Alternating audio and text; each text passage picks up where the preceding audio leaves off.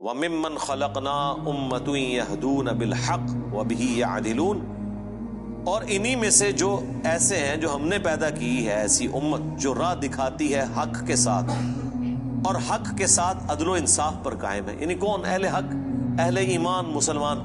جہاں کوئی اللہ کے ساتھ شرک کر رہے ہیں نا، تو اللہ نے اپنے وہ بندے بھی پیدا کیے ہیں کہ جو توحید بھی اسی طرح بیان کر رہے ہیں. بلکہ میرا تو یار یہ دعویٰ ہے، شرک اتنا شد و مت کے ساتھ لوگوں نے نہیں کیا جتنا لوگوں نے توحید شد و مت سے بیان کی ہے. تو اللہ تعالیٰ ایسے بندوں پر فخر کرتا ہے جو اس کی توحید کو بلند کرتے ہیں. سبحان ربک رب العزت عما یصفون. دیکھیں نا سورہ الصافات میں اللہ نے ایک ایک نبی کا ذکر کیا ہے. یار اللہ کو جو بندے پسند ہیں نا وہ اس کے پیغمبر ہیں. حقیقت بات ہے. اس لیے میں اکثر کہتا ہوں کہ اگر اس کائنات کی سب سے بڑی کوئی دعا ہے نا تو یہ ہے کہ یا اللہ پیغمبر بنا دے. لیکن یہ دعا حرام ہے، کیونکہ پیغمبر کا عہدہ وہبی ہے، کسبی نہیں ہے. وہبی ہے یعنی گاڈ گفٹڈ، کسبی یعنی ایفرٹ پٹ کر کے نہیں آپ حاصل کر سکتے. اگر اس کائنات کی کوئی سب سے بڑی دعا ہے نا تو یہی ہے کہ اللہ پیغمبر بنا دے، تو یہ تو پاسبل نہیں. تو اس کے بعد دوسری دعا یہ ہے کہ ہمیں قیامت میں اور جنت میں انبیاء کا پڑوس نصیب فرما. آمین. اس سے بڑی کوئی دعا ہو ہی نہیں سکتی. تو اللہ کو اپنے پیغمبر اتنے پسند ہیں، اللہ تعالیٰ اتنی تعریف کر رہا ہے ابراہیم کی کہ اللہ تعالیٰ کے لیے بس ابراہیم ہی ہے انسانیت میں. اس طرح ذکر ہے. اللہ تعالیٰ کیا فرماتا ہے؟ ابراہیم جس نے ہم سے وفا کی، سورہ النجم میں. سورۃ البقرہ میں اللہ تعالیٰ فرماتا ہے جب جب آزمایا ابراہیم کو اس کے رب نے تب تب وہ کامیاب ہوا. پھر سورہ الصافات میں تو بڑی قربانی کا ذکر ہے کہ بیٹے کی قربانی مانگ. پھر اللہ نے کہا کہ سلام علی ابراہیم، سلامتی ہو ابراہیم کے اوپر. یوں ہی ہم جزا دیا کرتے ہیں اپنے نیکوکار بندوں کو. ہم نے اس کی قربانی کو انسانیت میں ہمیشہ کے لیے زندہ کر دیا.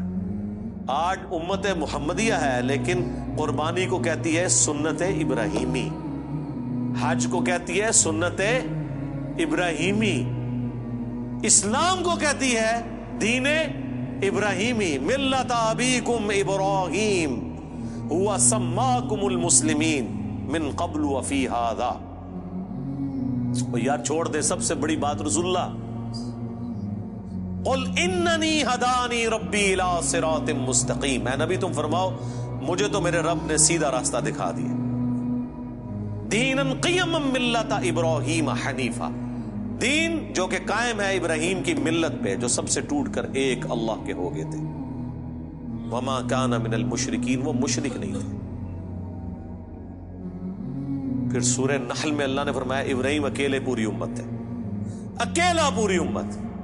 یعنی کوانٹٹی کوئی اللہ کے نزدیک اہم نہیں، کوالٹی. بندہ کہتا ہے کہ پتہ نہیں ابراہیم نے کتنے 90 لاکھ کلمہ پڑھایا ہوئے گا. آیا نا داڑ تلے دسو 90 بھی بندے نہ پورے کر سکتے. قرآن میں آیا ایک لوط ایمان لایا ابراہیم پہ، یا چند ان کے گھر والے جو بیوی بچے تھے، دیٹس آل. 10 کی گنتی بھی پوری نہیں ہوتی. اس لیے اللہ نے کہا ابراہیم پوری امت ہے.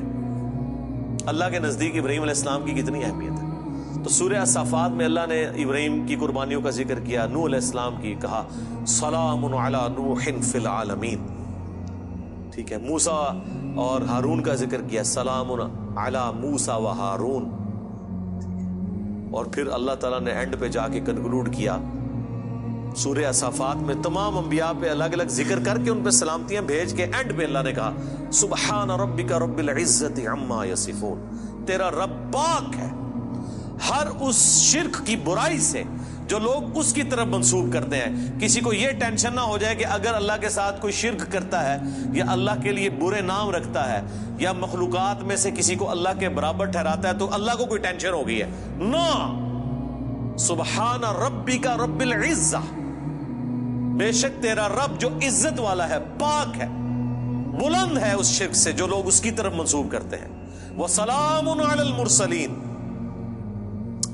اس کے اندر پتہ کیا درد ہے؟ اللہ کہتا ہے ہمارے لیے تو ہمارے پیغمبر ہی کافی ہیں، سلامتی ہو ہمارے پیغمبروں پر، انہوں نے ایسا حق ہمارا ادا کیا کہ پوری انسانیت گمراہ بھی ہو جائے نا ہمیں کوئی پرواہ نہیں ہے۔ ہمارے جو سچے بندے تھے، ابراہیم، موسیٰ، عیسیٰ، نوح، آدم، محمد رسول اللہ صلی اللہ علیہ وآلہ وسلم، ان پر سلامتی ہو، والحمدللہ رب العالمین، اور تمام تعریفیں پھر اللہ کے لیے۔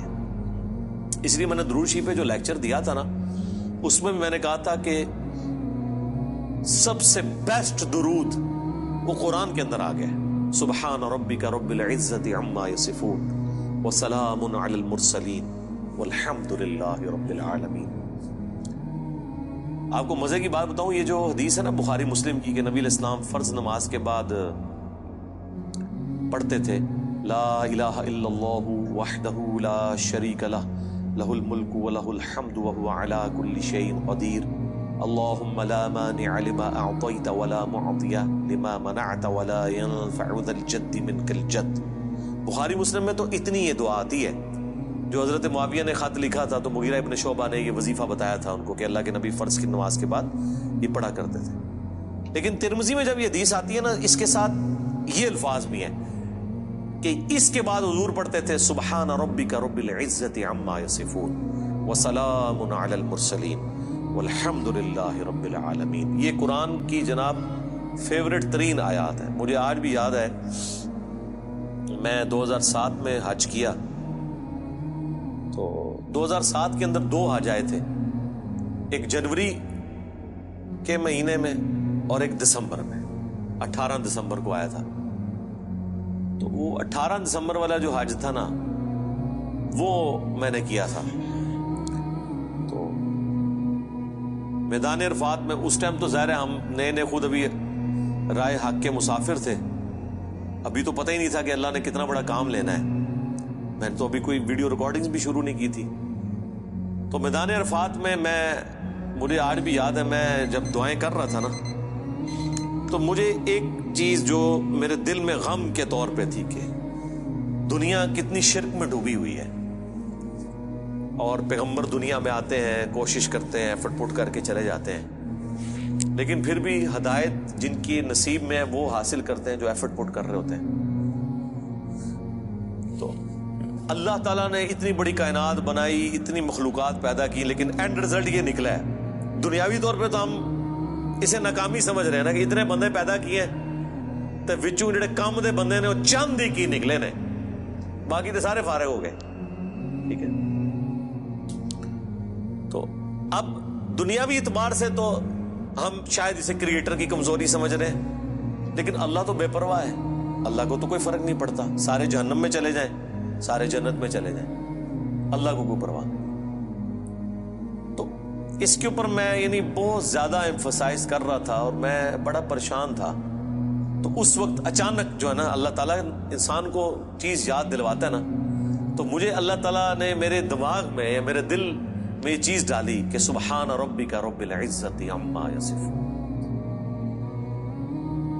تمہارا رب پاک ہے جو عزت والا ہے ہر اس شخص کی برائی سے جو اس کے ساتھ شرک کو منسوخ کرتا ہے، وسلام علی المرسلین، رسول ہی کافی ہیں۔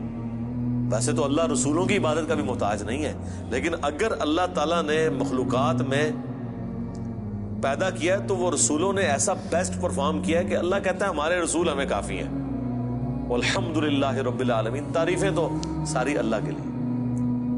تو میں نے پھر اس وظیفے کو ہمیشہ حرز جان بنا کے رکھا ہے۔ میں ہمیشہ کوشش کرتا ہوں کہ میں اپنی ہر نماز کی پہلی رکعت میں یہ سورہ فاتحہ کے بعد پڑھوں، سبحان ربک رب العزت عما یصفون وسلام علی المرسلین والحمد للہ رب العالمین۔ میں نہیں سمجھتا کہ اس سے بیسٹ الفاظ میں آپ اپنے رب کی طرف رجوع لا سکتے ہیں۔ ساری گمراہیاں، سارے شرک اللہ کو کوئی نقصان نہیں پہنچا سکتے۔ سبحان ربک رب العزت عما یصفون۔ اور اللہ کے بعد اگر کوئی حقدار ہے نا کہ اس کا شکر ادا کیا جائے تو وہ اللہ کے پیغمبر ہیں، جنہوں نے کمٹمنٹ کے ساتھ اللہ کی مخلوق تک اپنا پیغام پہنچایا، اور وہ اللہ نے اس میں ایڈ کر دیا وسلام علی المرسلین، سلام ہو رسولوں کے اوپر، والحمد للہ رب العالمین، اور تمام تعریفیں اس رب کے لیے جو سارے جہانوں کا پالے۔ تو میرے بھائی قرآن جس کو پاپا مانتا ہے نا وہ پیغمبر ہوتے ہیں، باقی آپ کے بنائے ہوئے پاپے ہیں، باقی سارے فالوورز ہوتے ہیں۔ قرآن کی ڈاکٹرین میں امام وقت کا پیغمبر، قرآن کی ڈاکٹرین میں اللہ کا نمائندہ وقت کا پیغمبر۔ اس لیے سورہ زمر میں آتا ہے جب جہنمی جہنم میں پھینکے جائیں گے نا تو فرشتے پوچھیں گے تمہارے پاس کوئی پیغمبر نہیں آیا تھا؟ وہ کہتے ہیں آیا تو تھا لیکن ہم نے جھٹلایا۔ حالانکہ پیغمبر تو صرف ان کے پاس آیا ہوتا ہے جن کے سامنے ہوتا ہے۔ جب ہم سے پوچھا جا رہا ہوگا کہ آپ کے پاس کوئی پیغمبر آیا تھا، ہم کہیں گے کہ آیا تھا تو ہماری موجودگی میں تو نہیں آیا۔ اللہ جس کو امام ڈکلیئر کیے ہوئے وہ وقت کا پیغمبر ہوتا ہے، چاہے آپ نے اسے دیکھا ہے یا نہیں دیکھا، آپ اس کی زندگی میں ہیں یا نہیں ہے۔ آپ کے لیے جس کو اللہ نے پیغمبر بنایا نا، اللہ نے آپ کو اس کے ریفرنس سے، اور یہی قرآن میں ہے کہ ہر شخص کو اس کے امام کے ساتھ اٹھایا جائے۔ ٹھیک ہے جی، اللہ تعالیٰ سے دعا ہے جو حق بات میں نے کہی ہمارے دلوں میں راسخ فرمائے، جو کوئی غلط بات میرے منہ سے نکل گئی اللہ تعالیٰ دھو ڈالے، معاف فرما دے، قرآن و سنت کی تعلیمات پر عمل کر کے دوسرے بھائیوں تک پہنچانے کی توفیق عطا فرمائے۔ سبحانک اللہم و بحمدک، اشہد ان لا الہ الا انت، استغفرک و اتوب الیک، وما علینا الا البلاغ المبین۔ جزاکم اللہ خیرا۔